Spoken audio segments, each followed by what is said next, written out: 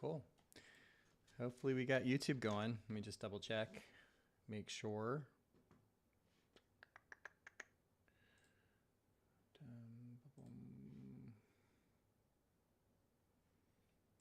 Content live says it's upcoming. Stream. Oh, all right. It's going to be delayed. It looks a little bit behind. I wonder if I can fix the. I don't think I can fix the delay once I started it, unfortunately. Um, can I go? Man, I wish I could while I've started. I wish I could change the lag. All right, well, that's fine. It's gonna be a little bit behind, so anyone on YouTube will be a little slower. How's everybody doing? How you guys? You doing good? Everybody hear me? Good. Thumbs up. Yeah, being profitable. Been a good week. Good for you. I love it. That's awesome. All right. So today's what we're going to do is we're going to go through and talk about trade reviews. And, this is something I do every week. I pretty much follow this process. We had a really good conversation yesterday. Julian brought up a great question about journaling. And so we had this nice discussion about, different types of journaling. So there's different things that we could do and around journaling, around documentation, around data, and those kinds of things. And we want to make sure we understand, well, what's the purpose? What are we trying to get to? And then what's the right maybe journaling tool or approach that we would want to take a look at, right? And so I just want to share one of the approaches that I take, and I do this every single week. It's a weekly review. For me, I do this for edge optimization. So my intention is I want to improve being able to spot the setups that are the highest value setups for me. And then I also compare, well, how did I do? Like, how did I actually do relative to that? And that's another process that I have. So I'll take the week and I'll go through and I'll do, okay, what were, going back with fairly fresh eyes, but not too far distant, but fairly fresh eyes. What were the ideal trades according to my rules that I probably should have been in? And then there's a second part that you can add to that, which is, okay, well, how did I actually do in terms of executing that process? And what this has done for me is it's really helped me to hone in on the process I follow for execution, because I found some holes where I'm like, ooh, I'm looking for maybe the wrong thing, the wrong kind of setup at the wrong time. And it's helped me to hone those a little bit more. It's helped me to find better maybe filters for what it is that I'm looking for. And then I also added some improved execution techniques as I go. So I'm learning stuff as I go each and every time. It's a very simple process. Basically, the way that I do it, let me just pop in and share my screen here. Let me throw my YouTube stuff over here. So my YouTube's over here. I've got this right here. And I'm going to share. It's tricky because I got to do OBS as well. So I'm going to share a screen too. Here. Screen 2. I think that's the right screen. Yeah. Okay. This is the right screen. Let me come into this, and then let me also share on OBS. So let's do that one right there. Okay. Okay, so everybody should see this.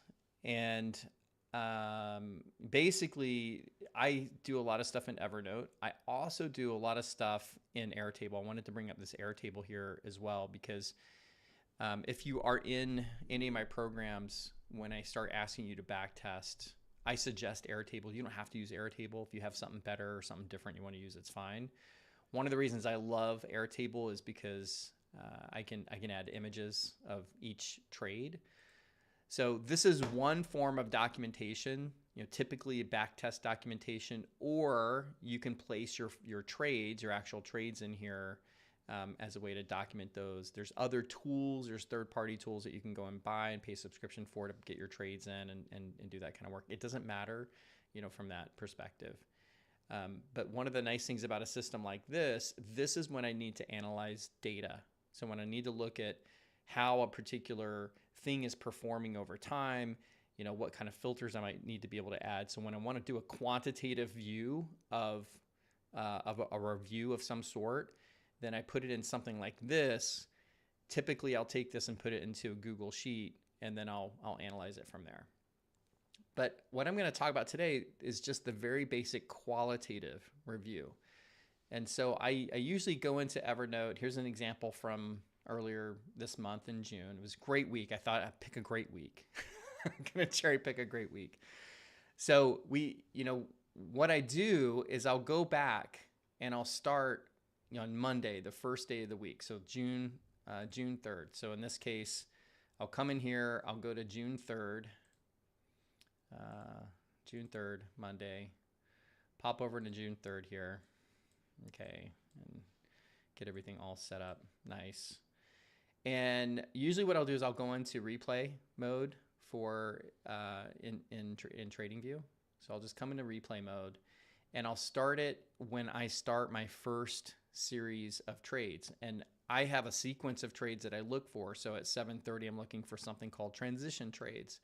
And then I look at something at 9:30 called DR formation trades. And then after 9:30, I'm looking for pre-confirmation and confirmation trades.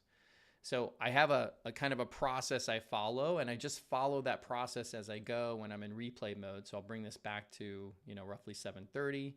What does 7:30 look like here? I'll follow the same process that I would during the day when I'm trading. I'll go look at my data. I'll go look at my tools. I'll go look at, what's the structure? What's the environment? Where would I be looking to get into a trade here? And then I would just document those best case scenarios. This is where you get to cherry pick the perfect trade. And I want you to do that because I want you to start training your eye to see the ideal setup that meets your rules, right? That's what we're doing here. We want to train our eye to see the ideal setup. So in this case, June 3rd, I had what we would call a transition trade. This is notation you probably don't understand. The guys that have trained with me probably understand this, right? This is notation to tell me what the context is. So I have an expectation that we are going to be downside X plus, that we would have our open would be at the high. We'd have a short confirmation of 61%, right? And then now for me, with this context in mind that I know is going to happen based on my data, or I think is going to happen based on my data, it's a matter of simply finding the 2-minute color change entry and then planning out what my trade would look like from there. So in this case, let me blow this up a little bit more so you can see 2-minute entry right here meets my criteria. My exit was, it kept going, but this was an important location for me. My guys will know this is a monthly level, so it's reasonable to have an exit here at the monthly level, even though it kept going. Okay, so I'm going to document this. I'm going to take a screenshot of it. I'm going to document the reason for getting into the trade and then what it produced. And then I go to the next one. And I didn't have those other trades in between. I didn't have a DR formation trade. I didn't have a pre-confirmation trade. And I went straight to the next trade for this day, which was a time and price trade. So this was my time and price trade.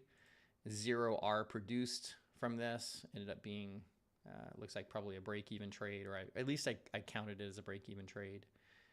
But this is our time and price trade for this particular day.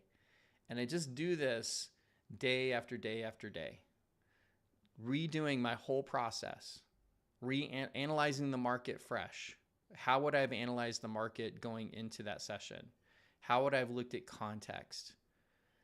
How would I be looking for an entry? Where would I be looking for an entry? Where would I be looking for exits? Just reconstructing. We sometimes call this chart reengineering. We want to reconstruct the week and put in what that week looks like if we were to be ideal traders. Does that make sense? Questions on this?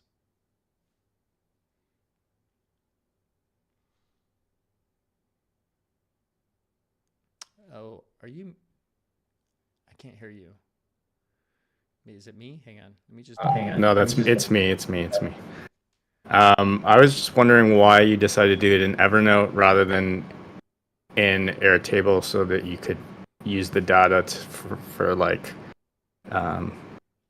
backtest purposes as well when you're going back. You could. I mean, I Is could it just- go and transcribe this into Airtable as well. But for me, I want to the goal for me is to reconstruct not just the trades, but the process. Does that make sense? Like I want to go through, I'm trying to reconstruct the process that I would go through to identify these trades. And that's why I'm notating. I'm like, okay, what's my context here? Why am I looking short in this particular environment? Where would I be looking to get in? Where would I be looking to get out? So it's more about that aspect of it, Mischa, more than kind of the actual analysis of, hey, do transition trades work? If I were doing that, I would just focus on transition trades and I do a whole big back test on transition trades and then put them in, right? But in this case, I'm trying to recreate the process and retrain myself to make sure that I'm following the right process. It's part of my 1% getting better approach. So again, back to what I've said at the very beginning, like just it's a different purpose for me. But I think your suggestion is perfectly reasonable if you want to start keeping track of it.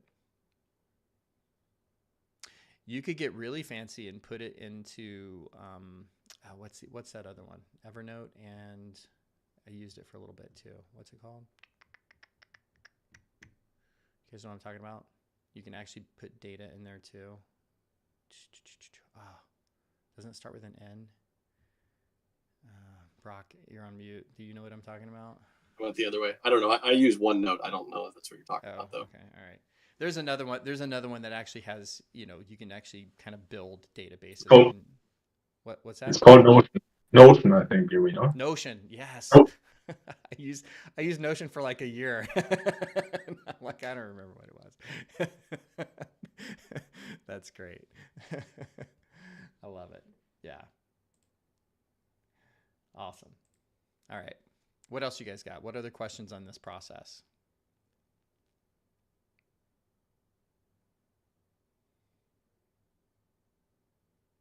It's not a lot to it, is it?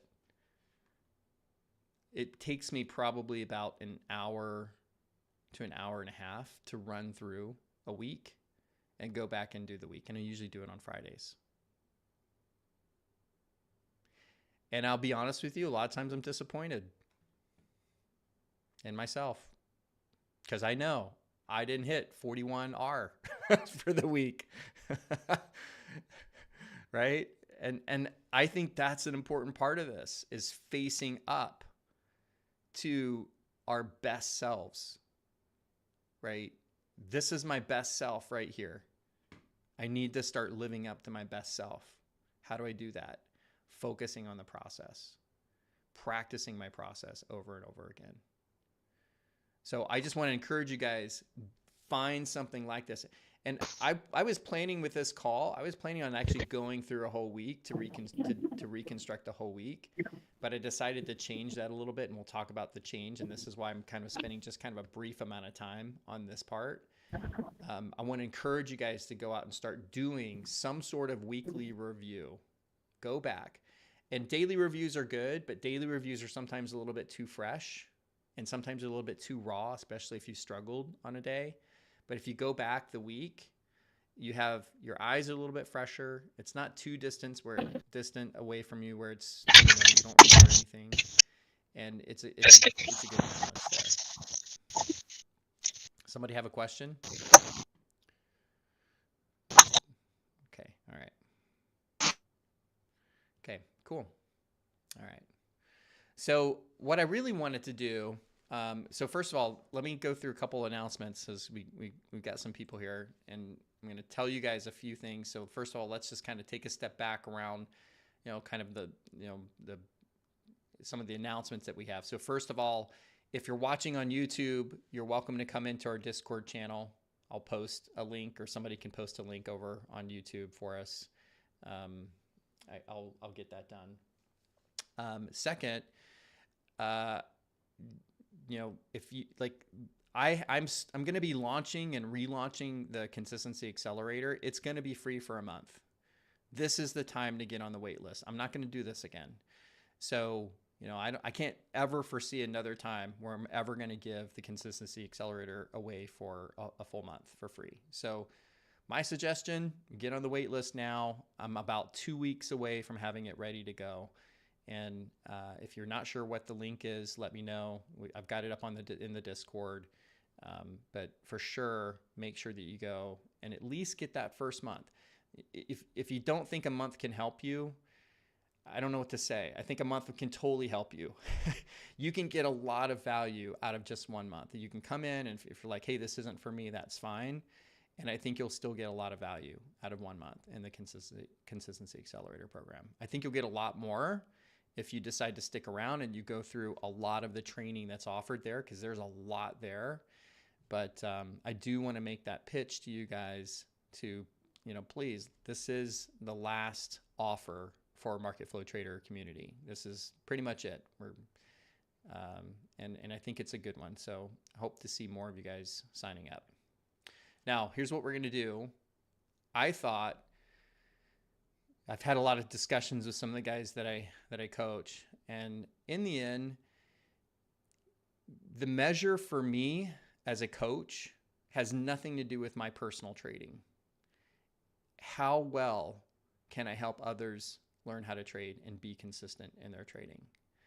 And I think that's the only question that should matter when you're looking to work with anybody is, can this person help me become a more consistent and profitable trader? And so I thought, well, instead of me doing a weekly review of what I see out of my trades and whatnot, why don't we ask some of the Consistency Accelerator guys about some of their trades that they've taken this week? What were they seeing? What were they looking at? How do they analyze the market? Because they've had some really big winners in the last several weeks and are doing really well. And we've got a lot of guys that are just nailing it from a consistency and profitability perspective. So I thought that would be a lot better than you guys hearing me. So we're going to hear from some of our Consistency Accelerator students and go through some of their trades. Who's going to go first?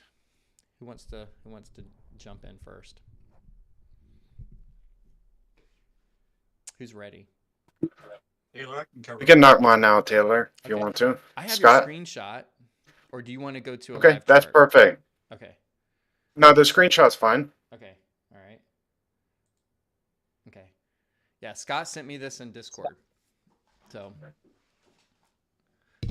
Yeah, so one of the things I like about the data flow is that I think there's a hot mic on. Do y'all hear that? Or is it just me? It's No, mine. I think it's 123055. So please put you on mute. I think I muted that person. 1, 2, 3. No, it's not. I don't. 1, 2, 3. You have to Because- mute it individually. You can mute it, but I don't think you can mute it for everybody. Oh, mute soundboard. Is that it? Does that mute it for everybody?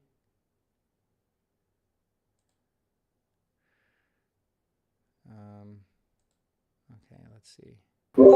If anybody can do it themselves, like you could just go and you can mute any person you want individually. You just can't do it for the group, I don't think.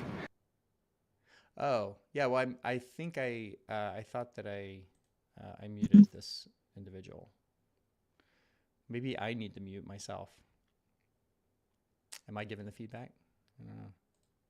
No, it's not you. It's 123055. Okay. Hey, whoever's 123055. Yeah, if I do that, what's that do? Can you guys hear me? Yeah. You guys can still hear me? Scott, do you still hear? Yeah. Yes, sir. I can hear you. And do you still hear 1, 2, 3, Can you 4, hear 5, me? 5? No, it's cleared up now. Okay, he's on mute now. I Okay. see it. I have to do the mute soundboard or something, so that should work. Cool. Okay, cool. All right. Yeah, we've so got I was going to your- say one of the things I like about data flow is you get different kind of opportunities, and bread and butter happens around like 10:30. That's what they call time and price in box trades, and that's like 10:30 and after. But on this day, I live on the East Coast, so I get up pretty early, and I like to look for what I would normally say is like a pre-market trade, but over here we call it transition. And Taylor has an app that he built. It's got 15 or 20 years worth of data in it, and you go to the app and you input what you see, and there's various ranges here. We call them DR and IDR ranges. You see three. The left one is for the Asia session. The middle one is the ODR or overnight. And then the one on the right is the regular RDR. And on this day, I input the data, and it said we had a 80% chance, give or take, that we were going to have a box going up in an upward direction, and then we were going to continue in that direction. And this is called a upside X plus. And basically, I just watched the price action, and it was looking good. It came down about as far as you would want to see it.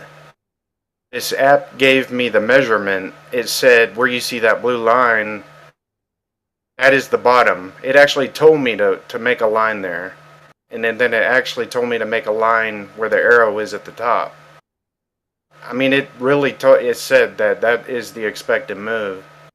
So market opened up at 9:30, and I saw a red candle. I said, all right, let's let it come down. And really, that's like the Goldilocks entry. Is it went about as far as you could ask, and then reversed. So I entered right there where the arrow is, and got in about 8:20. That was the price level. And then I got about 50 points out of it. I had to exit early because there was a rule in Apex that I had to cover. But it was like an 80 or 90 point move. And I like that because it's just an extra opportunity because it's like a pre-market trade. And I just thought that was really cool. Yeah, I love it. That's one of the big benefits of the data flow. Yeah. How many R was that? Was it like 4 or 5 R off that, or even more? Yeah, so that was about 4.3 R for me I love it. Yeah. total. But it would have been more if I could have let it go. Yeah. Yeah. No, the data's cool because it's like there are times that like we're all kind of blown away, like, what the heck? Like, how in the world Yeah. did the data show that it was The going to do tick. that? So it's pretty neat to be able to look for this kind of stuff. Were you using a 2-minute color change chart too, or were you just really looking at the 5-minute to get in? I was looking at the 5-minute, honestly. Okay. Yeah, I had the box drawn, and when I hit it, I said, sometimes it's like it's just crystal clear. It's like it wants to do it today. Yeah. And when it's at 80%, the data's 80%, that's like I gotta try. Yeah, you got to get in. Type of 100%. Yeah. yeah. So this is the trade right here, or the day. And so if we come here, I'm just wondering if there's a 2-minute color change entry, which there was right here, which is right about the time that you got in. In fact, you probably got in a better entry using the 5-minute because you probably got in, somewhere around here, right? Exactly. You said 20, so you got in right around here, which is beautiful. Yeah. So that's a great entry right there. And even if you miss that off the 5-minute, you still have this right here. Boom. Your stop loss is right there. You can go for this right here. That's somewhat shallow, and then you can come up here and you can try for this up here and then maybe trail as well if you want to trail back behind here, which is nice. So it's a really great trade.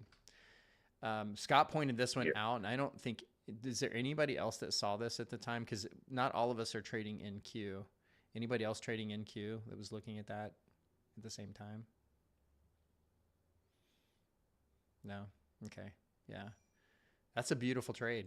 And Scott, I love the way that you use the data and just really trusted that, hey, the data's guiding me here, and I'm going to take my shot. I'm going to take my 1 hour shot.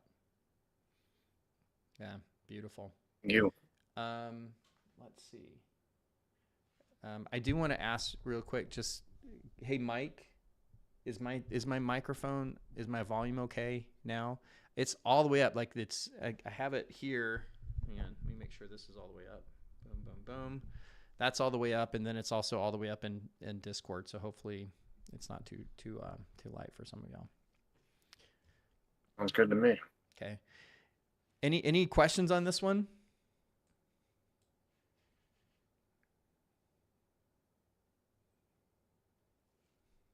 Awesome. The app is awesome. Good job, Scott. Love it. Yes. Thank you. I love it. So have you gone back to record this for a weekly review? Are you planning on doing that?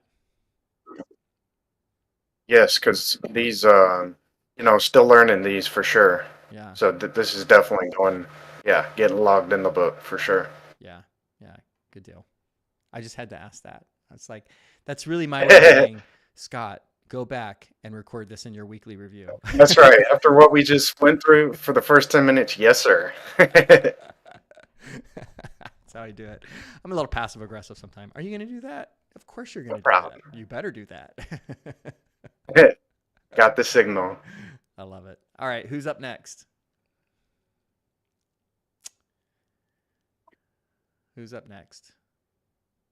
I could cover my trade I took this morning. Now your microphone's really faint for me.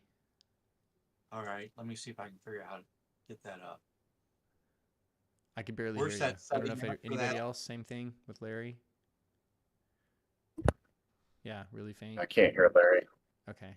Where is that setting at on that for the?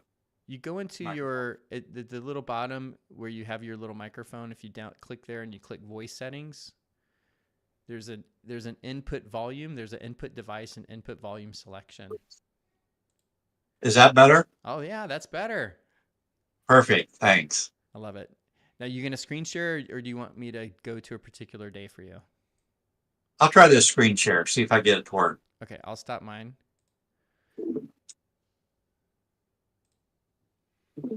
Okay. Okay. All right. Cool. Everybody see that? Yes. Colorful. Okay. So this morning I had, looked at the model and decided that we were in a upside X plus from between the ADR and the ODR session. And so put it into the transition explorer, the different data, and come up with the most likely scenario was that we were going to be in an upside X plus for the RDR session. So I drew my box out there and I looked at the time for the price chart up there that I got out of the transition explorer, out of the data there too. And it kind of showed between 8:15 and 8:30 looks like the price is going to dip down and go back up. Mm-hmm. So I was watching it very closely in that area, and at 8:16 we had it changed. It started to go up with a dip forming right there. So I entered right away on the dip and got in at 81.43 and had my stop down at 81.32. And it kind of meandered there for a while. It was making me a little nervous because it was taking a little while for it to go up. But looking at the price, predicted price, it was going to meander there for a little bit before it took off, but just maybe a little bit longer than I was expecting. But then it finally did start moving. Unfortunately, I had my stop at a good enough position that I didn't get wicked out on them two candles there around 8:38 or so. So I set my target price to a level I had predetermined as a key level, kind of at the top of that level actually, because that kind of, I was thinking with the predicted value where the upside X plus would be, that would be kind of just kind of in the bottom of that range. So I didn't want to go all the way up to this monthly that was up there at 82.65. I thought that was an awful lot of R to get up to there, and it was a long way to move. So this one netted me almost 5R getting to this. So on this one 5-minute candle, it filled me to the tick, and then it kind of pulled back a little bit, and then finally pushed on through it to the top of that level, and then kind of retreated after that. So I was pretty happy with where I set my target at, Oh, especially because perfect. once it started moving, it moved really fast. Yeah. That last candle really jumped up there and filled that, and then it quickly pulled back from that. If you looked at the 2-minute candle, it was a pretty quick candle that moved up there. Yeah. So yeah, it's beautiful. The monthly levels we have are just awesome. They're just gold in CL. CL just loves to respect those monthly. So that's a perfect place to put your exit. That was really great. Cool. How many are on that one? that was about 5R. Okay. And that's going in your weekly review, Larry? Yes, it will. I do like what you do there. I think that we all could probably Is there really anything you could have improved on with your process with this trade? And it's okay to say no. It's okay to say, hey, actually, this was a really great trade for me. But is there anything that you kind of went like later? You're like, okay, now maybe I could have done this a little differently, or I could have improved here. on this one here, I felt pretty good about it because I guess maybe when it works out, it does make you feel pretty good about it. But I think I had confidence when I took the trade, and I didn't feel like bailing out of it. I thought it was still going to go. Yeah. So I have a tendency sometimes on these color change setups to maybe jump in a candle too early sometimes. Yeah. But so I still got to work on my entries sometime. But this one with that dip forming, it's I think I would take it again just like I did. Yeah. Yeah. Yeah. Perfect and beautiful. I like it. Cool. All right. Thanks. That's great. Love it. Let me give a little bit more color to these tools that the guys are talking about. So if let me share my screen here. I'm gonna come up. I'm gonna bring you. This is just one of the tools that we use here. Let me do that. Okay, this is what they're talking about, the Transition Explorer, and basically there's a way to look at context for the day. Let me turn a whole bunch of stuff off though. Hang on, let me turn all this stuff off. Make it a little cleaner so you don't have to look at everything. Turn that off. Let me turn this off. I'm going to keep those on. Okay, that's good enough. Maybe I'll turn this off here.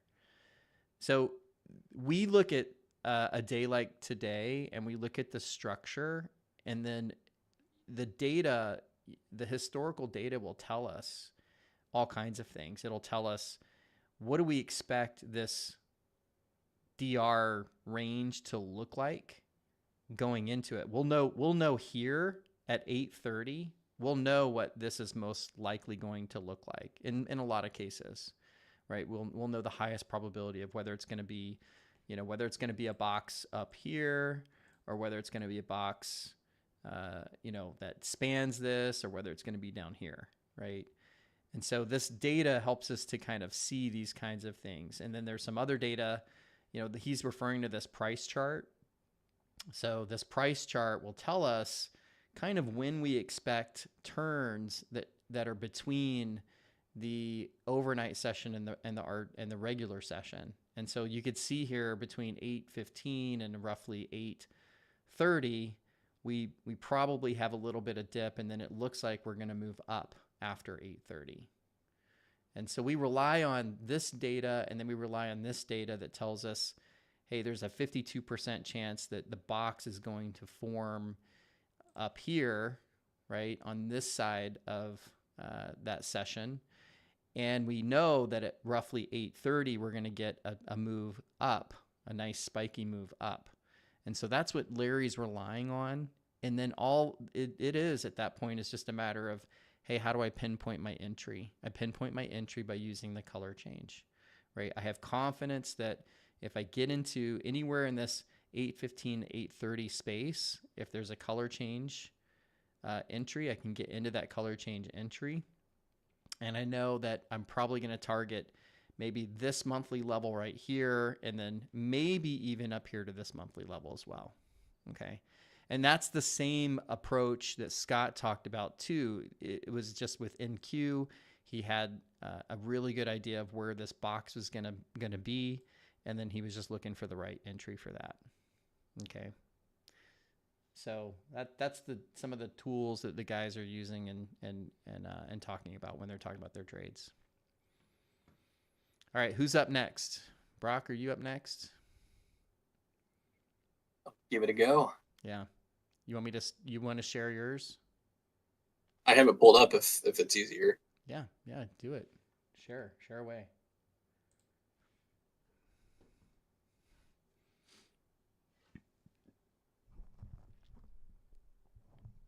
Sharing? Is my screen coming through? I don't see it yet. Does anybody else see it? Maybe I can't. Share your screen. There we go.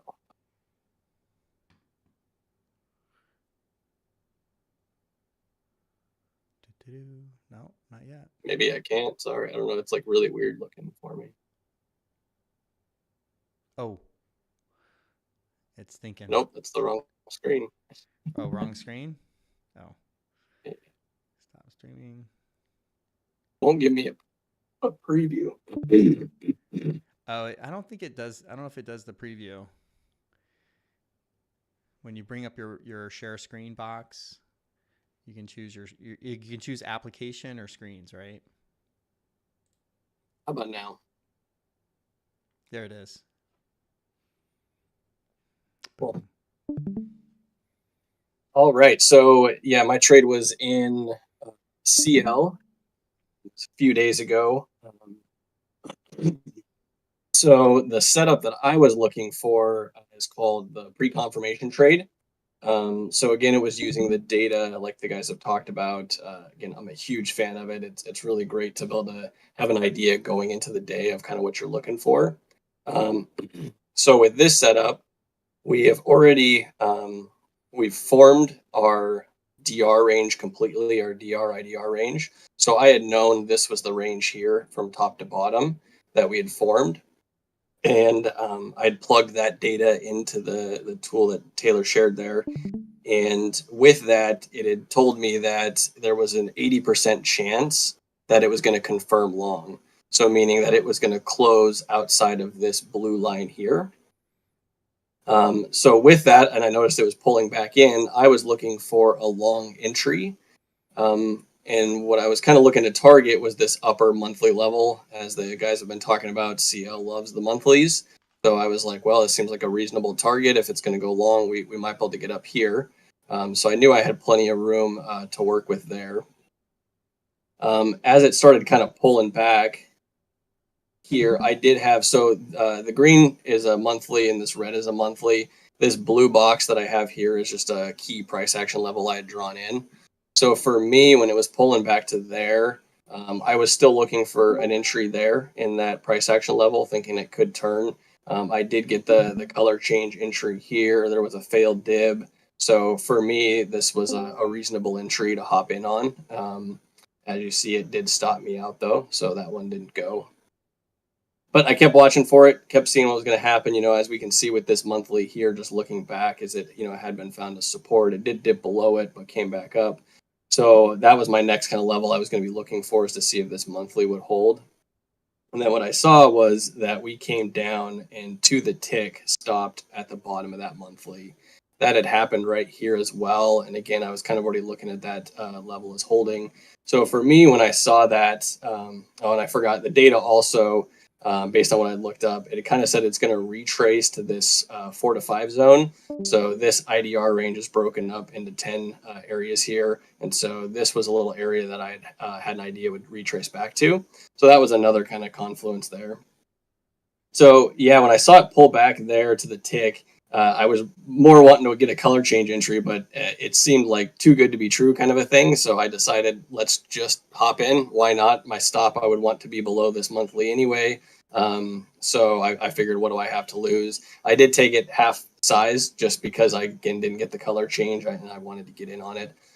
So I just hopped in on this next candle that closed, put my stop down below, a couple ticks below this low here, and I'll let it happen. Let's see what happened. So I did ride it up. I did eventually start trailing my stop as I'd gotten up here. So I did end up getting stopped out. I think it was about 81.60. So I kind of had it in this area here. It eventually did make it to the monthly, but it would have been past trading hour, so I wouldn't have held that long anyway. So I think I probably got as much out of that trade as I really could have. So it did, have the potential to be a 16R trade if it would have hit the monthly. Obviously, I didn't make it up that high, but I think that was still, if I remember right, my 13R trade. Get this down here real quick. Oh, it's locked. I'm curious what that is. How much 81.60, I believe. Yeah, 81.60. So I think that's what you posted too, like 12 or 12. 13. Yeah, 12. Yeah, it's not 13. Sorry, 12R. Yeah, lovely. That's beautiful. Yeah. So yeah, that's my biggest trade so far.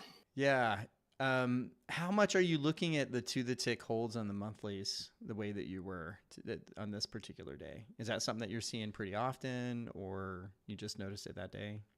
I'll be honest, it was a one-time thing. First time I'd ever seen it. It just, I know you talk about to the ticks a lot, so I kind of happened to see it there, and in my head, it was just something to go for. So yeah, it was new. Yeah, no, it happens way more often than you expect. Yeah, it's something that I'd encourage you guys to, kind of, those of you who are in the program and you have the monthlies, watch for those to the tick touches. They're really important. In fact, yesterday, probably the mistake I made on yesterday's trade is I'm pretty sure we held to the tick closing on the monthly box level that we had. And I took partials out at that level, and part of me was like, this thing's not going to go any further. And I'm like, I should get out right now. And I didn't get out. But, it's fine. I had my process and I was going for my larger target. But the to the tick holds are pretty powerful for sure. I love I'm this definitely trade. trying to watch for it more now. Go ahead, Brock. I'm trying to watch for it more now. That was an eye opener, I think, for me. So. Yeah, I love this trade, and part of the reason I love it is because it was so clear, right? It was there's so much confluence for us to just take that trade right there. And I just want to ask you, how long have you been doing these pre-confirmation trades in particular? Yeah, it was last week I started kind of looking for them. To be honest, it was the actual first trade I took, which is kind of terrible just because it was too good to kind of amount up to. But yeah, I just started looking at them last week. The part that I think had always kind of thrown me when you were teaching it was I was always confused about drawing this zone, which is why I'm still kind of questioning it. Yeah. So it kind of just felt like overwhelming.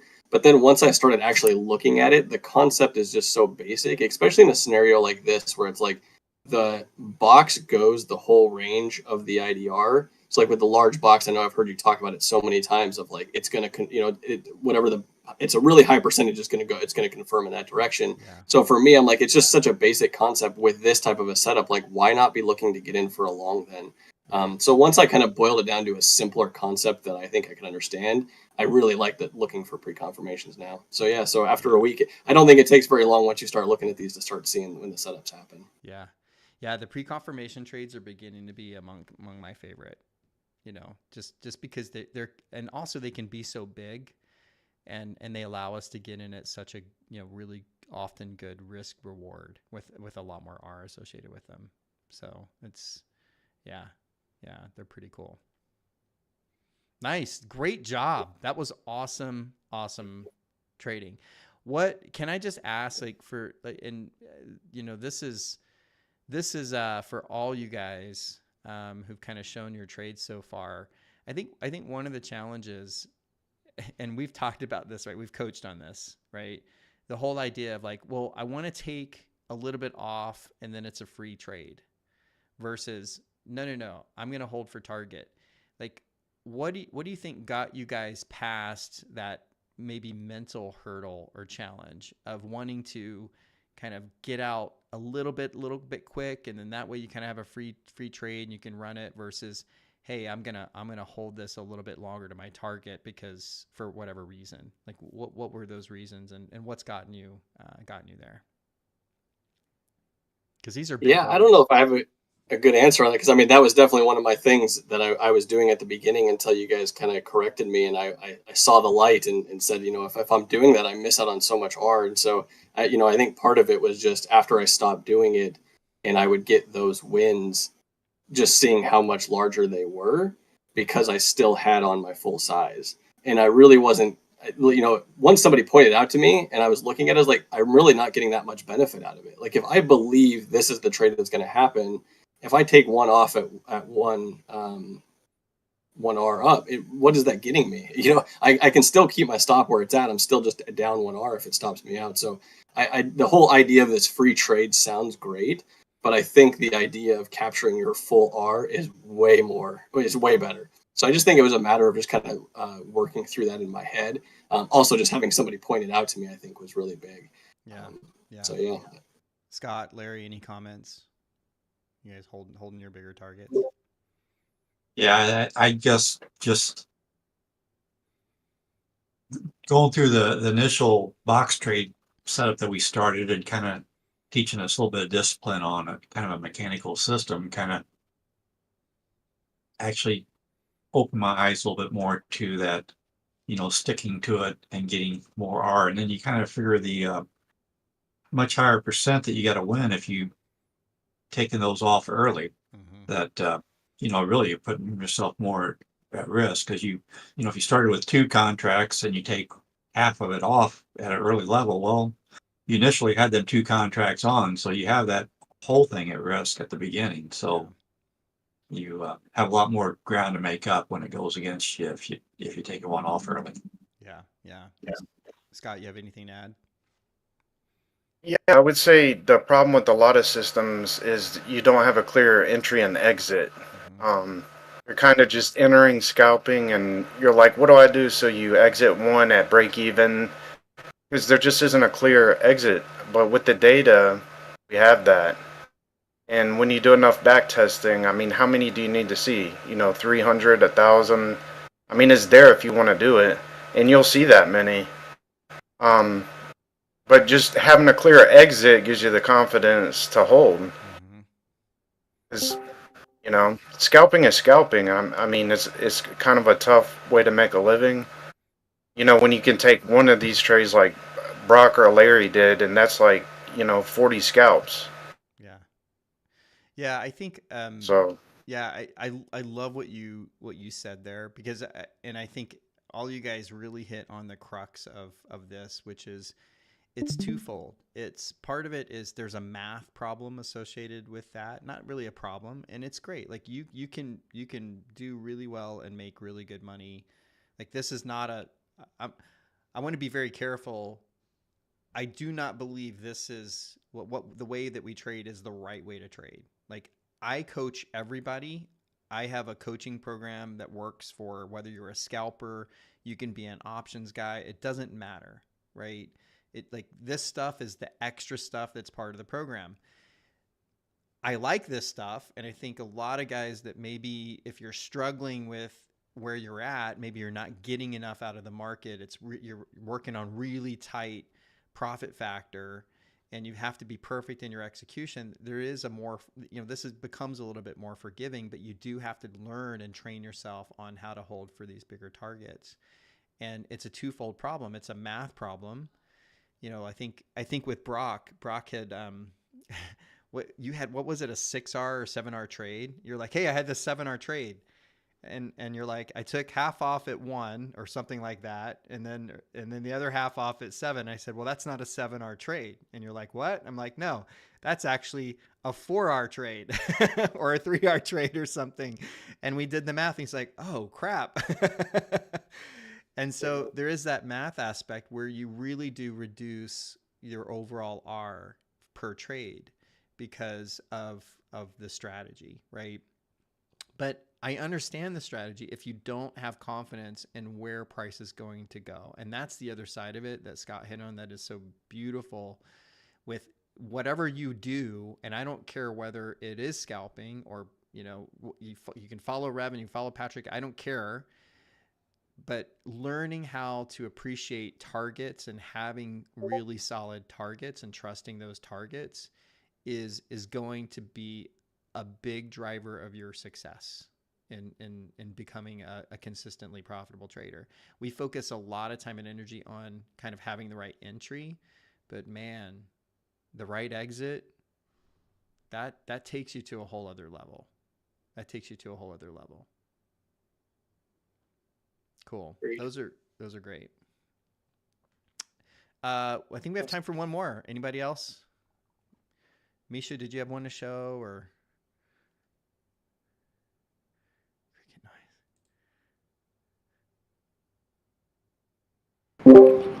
I can show. I don't have a. I'm not on my trading computer, so you would have to use your screen. Okay. What day? What are we looking at? It was Tuesday. Tuesday. And C On NQ. NQ. NQ. Okay. All right. Let me bring up NQ. Hang on. Let me do this. Screen 2. Go live.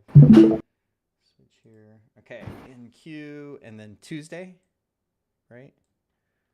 Okay. I'm here. Tuesday. Okay. Let's see. I'm trying to remember. What was it? Yeah, it was time and price. It was the TX and wick confirmation on, which is actually a mistake. I realized. So, I don't think so. this trade actually. Well, no, it's just not what I normally do. So if you turn on the other one to the TMP. This one. Yeah. Right. So I gotta make sure Wick's on here. Okay. All right. Yeah. Yeah, that's right. So I was not really paying attention, but then I managed to look right on that last candle. I guess it's around 11 o'clock. Yep. 10:55. I noticed that we had just almost hit that box there, and we didn't fully make it. But if I look to the left, and there's a double bottom there with that other price low.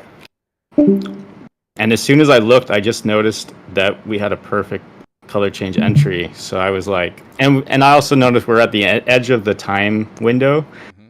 So I was kind of like, it was a pretty good risk reward at that point. Yeah. I was shooting for level, I believe, the level target. The level target right here. Okay. Yeah. Yep. And yeah. Just a little old 9-hour trade, no big deal. It actually ended up being 8 because I got a little nervous when it was when it's. Yeah, no, I'm not. I'm still struggling with holding for long, for lots of R, which, is definitely something I'm working on. But yeah, that's probably the biggest trade I've ever had, and I'm impressed that I was able to hold as long as I did. You've had a bit of a turnaround with time and price. I have, yeah. I think adding the color change has really added a bit of confidence to it, I guess, for me. Yeah. Because we did have that drawdown in March, but then going through and back testing with color change kind of brought the confidence back in it. So and also I don't get up early enough to do the transition trade, so I gotta get these ones down, to make that R. So. And NQ's actually been really good for time and price in the last month or so. So it's been pretty solid. I don't sometimes close is close enough. Like if this is again back to the color change thing. I think this did it go like one tick away or like considered one tick from from an NQ perspective. You know, like you got a double bottom right there. I mean, It was close. Yeah, it was close. Yeah, And we I also mean, had the O5 level right there too. There was just a lot of things that was, it just made it like, I think one of the things that I've been getting better at, like just as through the training and stuff, is that realizing like when you see a shot, you take it. And, you know, if it's 1R, if it's a negative 1R, that's negative 1R. But like when you're dealing with, you know, 4 to 6R trades on average, you know, 1R is not a big deal. right. And so you just, if you see something like that, it's close enough, you got to take the shot. Yeah. I also, and we can do this afterwards, Misha, but I think it'd be really interesting to look at the pre-confirmed data because we haven't had a confirmation. And I'd be really curious to see if we had levels somewhere between 3 and 5, right? Which Right. would have still justified taking the trade, but it's just for a different reason. You know, it's you're expecting Right. a confirmation still. So I think this is great. The other thing that you had in your favor was what? What other data did you have in your favor for looking long?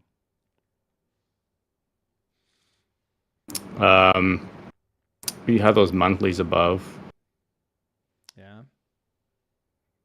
Model data. Yep. Yeah. Yeah. Remember, I mean, I think this is the same day from wasn't the Scott's trade? Was that your trade, Mhm. Scott? Right. And so there was what was an 80%? Yeah, it looks like it. What'd you say, Scott? 80% probability of Yeah, I think it's at 80% upside.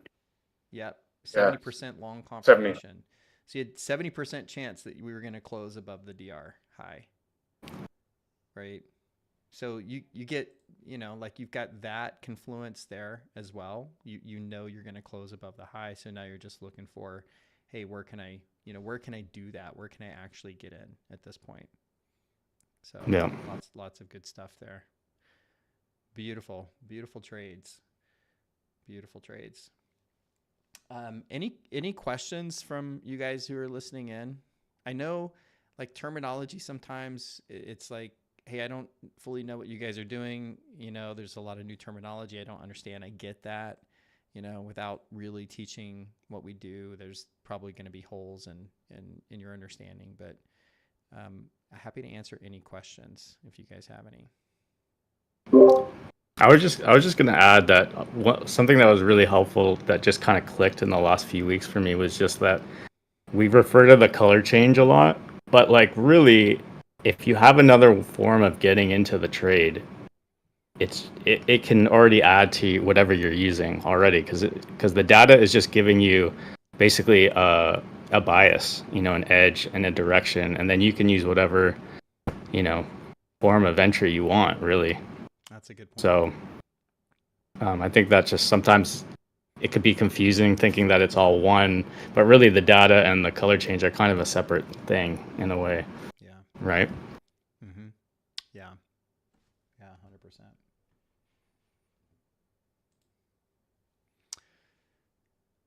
100%. Anyone want to add anything else? Any other thoughts? I was just gonna say, on that Tuesday trade, I would say the using the color change entry is actually what helped potentially keep us out of a bad trade as well. In what way? Like, what do you mean? Just the because if you were looking at like if I had like wick curve confirmation on, right? Oh yeah. Let me pull up. I know exactly what you're talking about. let me pull up the indicator again. Yeah. Right. Yeah. You could potentially be looking for a trade somewhere here in this zone right here, right? That's what you're saying. Right. Yeah, because I was, right? So I was like, okay, is NQ just gonna go? And because of, color change entry, I'm like, I could wait. Mm-hmm. And so I just waited, and basically I had the same entry as Mischa. And I was right on that time band right there. And that's when I was like, just give it a shot from there. But using the color change is what would have saved me, because prior to that I probably would have been in that trade. Yeah. And 1R loss right there. Right. Yeah. Yeah, absolutely. Yeah, that's a good point. Cool. What else you guys got? Anything else?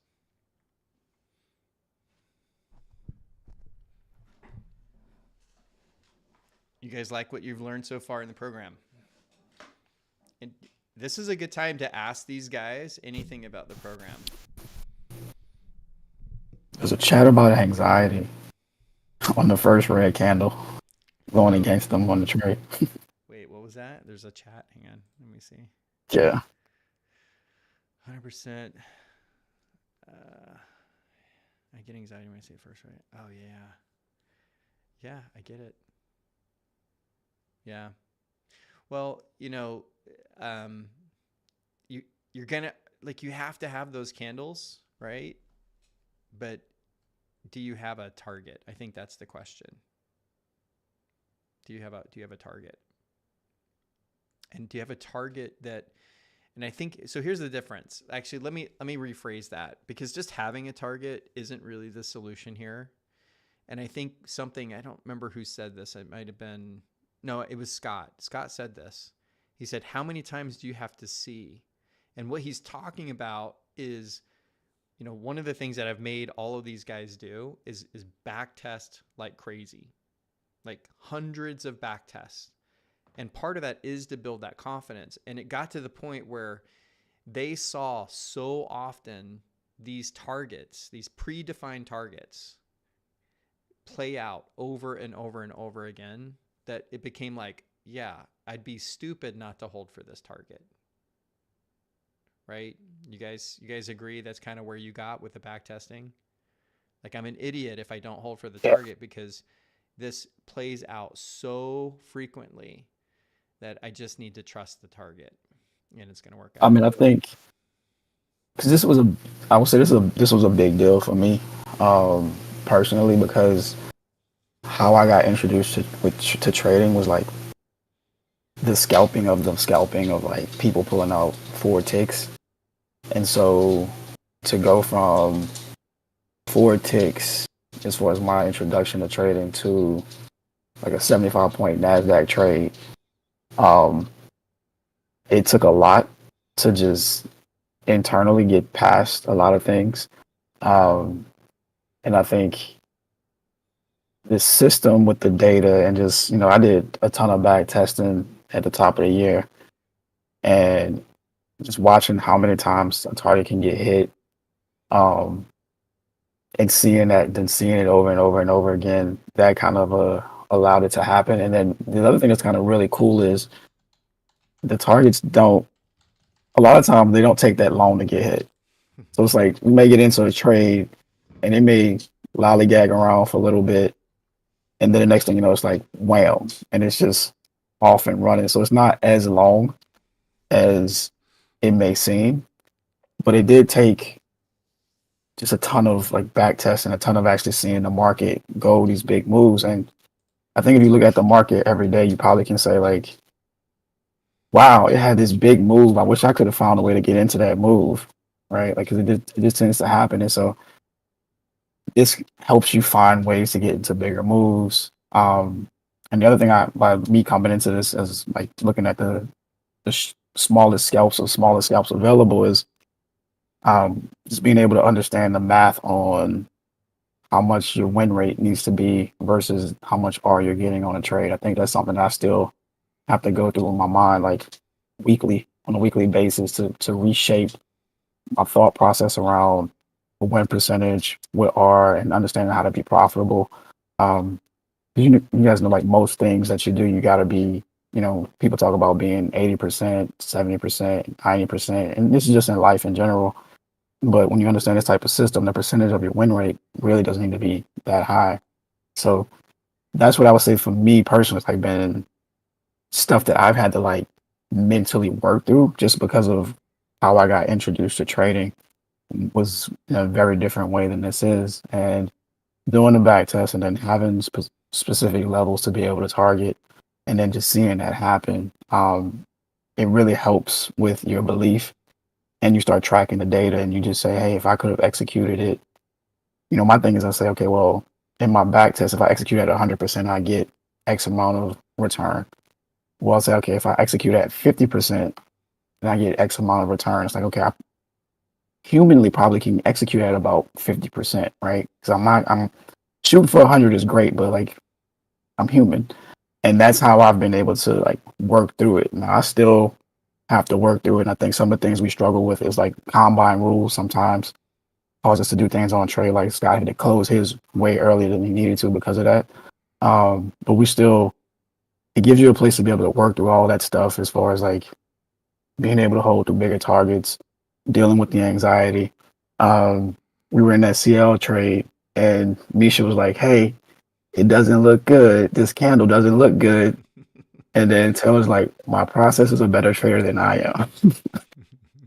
And so, you know, we felt the anxiety of the trade. It doesn't look like it's going to go our way. And then it actually turned out going our way. And I think that one for me was like 8R. So that's how I've been working through this whole thing of going from like a micro scalp environment to like going from like huge trades. Yeah. Yeah. It's, you guys have done such a good job around, like, I just want to commend you on, you've put in the work, you've done the back testing, right? You've created the skills you need from a technical perspective to execute this stuff, and you've done the mindset work. Like, you guys are poster children for what this program is about, which is helping you to transform yourselves into consistently profitable traders, people who can do this over and over again. And I know that you guys, you know, you still struggle with some things, and you still we have our hiccups, and I really appreciate your comments, Vincent, because it's true. Like, we're human. We're never going to be 100% on 100% of the time, you know, or if we will, if we are, you know, we're still working toward that. But you guys have done a really great job. I'm really, like, I get so excited when I see you guys post, I just got a 9R trade. I'm like, yes, like, it's really, really, really fun to watch and to see the journey that you guys were on and how it's beginning to pay off for you. So great job, you guys. It's been awesome. So cool. All right. That's what we have for today. You guys remember, the program's free for a month. It'll launch here in the next couple weeks. So make sure that you get on the wait list, and you'll get notified as soon as we start opening it up. So hopefully we'll see some of you guys in there. And listen, if you don't want to trade this stuff, no problem. I think the program will still be helpful and valuable to you because I focus on edge, process, mindset, agnostic of any trading system that you are on. So even if you want to stick with what you're currently doing, 100%, I'm all in on helping you do that and succeed. All right, you guys, thanks a ton. Have a great day. Thanks, everybody. Cheers, guys. Thanks.